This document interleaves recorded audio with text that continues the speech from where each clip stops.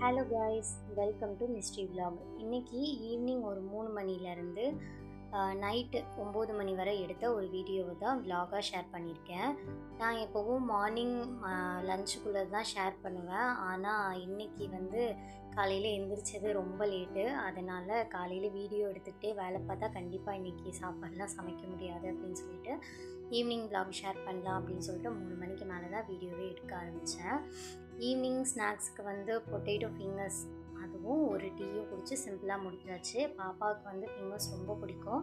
நான் கடையில் வாங்கி கொடுக்குறத விட எப்பயுமே வீட்டில் தான் ரெடி பண்ணி கொடுப்பேன். அவளும் என்ஜாய் பண்ணி சாப்பிட்டுப்பாள். ஆனால் இப்போ வந்து எது கொடுத்தாலும் நல்லாயிருக்கும் அப்படின்னு சாப்பிட்ற வயசு, அதனால் சாப்பிட்டுக்கிறா. இன்னும் கொஞ்ச நாள் ஆன பிறகு தான் இல்லை கடையில் வாங்குறது தான் நல்லாயிருக்குன்னு சொல்லும்போது தான் கொஞ்சம் கஷ்டமாகவே இருக்கும்னு நினைக்கிறேன்.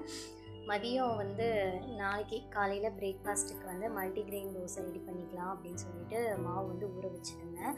இதில் வந்து நான் என்னெல்லாம் ஆட் பண்ணியிருக்கேன்னா, கொண்டக்கடலை, பட்டாணி, உளுந்து, ராகி, கம்பு, தட்டைப்பயிறு, பாசிப்பயிறு இது எல்லாமே வந்து ஆட் பண்ணியிருக்கேன். அப்புறம் கொஞ்சம் கோதுமை இதெல்லாமே ஊற வச்சுட்டு நல்லா அரைச்சி காலையில் தோசை சுட்டால் சூப்பராகவே வரும். டேஸ்ட்டும் ரொம்ப நல்லாயிருக்கும். நீங்களும் ட்ரை பண்ணி பாருங்கள்.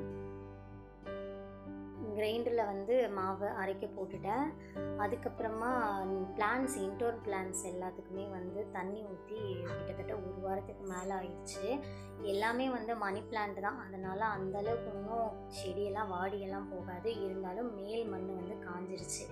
அதனால் இன்றைக்கி தண்ணி ஊற்றிக்கலாம் அப்படின்னு சொல்லிட்டு தண்ணி ஊற்றினேன். எல்லா செடியுமே வந்து ஒவ்வொரு இடத்துல தனித்தனியாக இருக்கும். தனித்தனியாக ஊற்றினோன்னா அந்த எல்லா இடத்துலையுமே எக்ஸஸாக இருக்க தண்ணி எல்லாமே படிஞ்சு ஒரு மாதிரி இருக்கும்.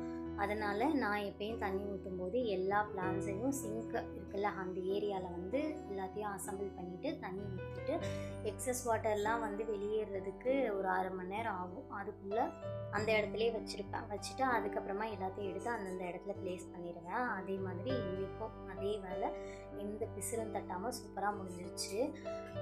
பிளான்ஸ் எல்லாத்துக்குமே ரெடி பண்ணி முடிக்க கரெக்டாக மாவுமே வந்து அரைஞ்சிருச்சு.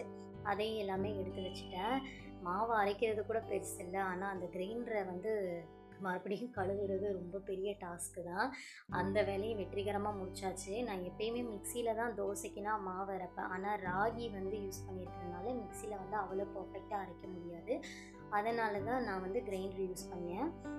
நாளைக்கு லஞ்சுக்கு வந்து வெண்டைக்காய் கட் பண்ணி வச்சுட்டேன். சைட் டிஷ்க்கு வந்து முட்டை வச்சு தொக்கு பண்ணிக்கலாம் அப்படின்னு சொல்லிட்டு முட்டை மட்டும் வாங்கி வச்சுருந்தேன். அப்புறம் கொஞ்சம் பழைய குழம்பு இருந்தது, அதையும் வந்து ஃப்ரிட்ஜில் வந்து ஸ்டோர் பண்ணி வச்சுட்டேன்.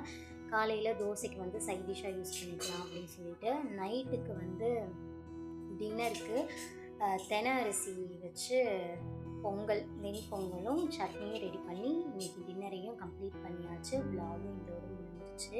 நாளைக்கு இன்னொரு சூப்பரான vlogல பார்க்குறேன். டாட்டா பாய்.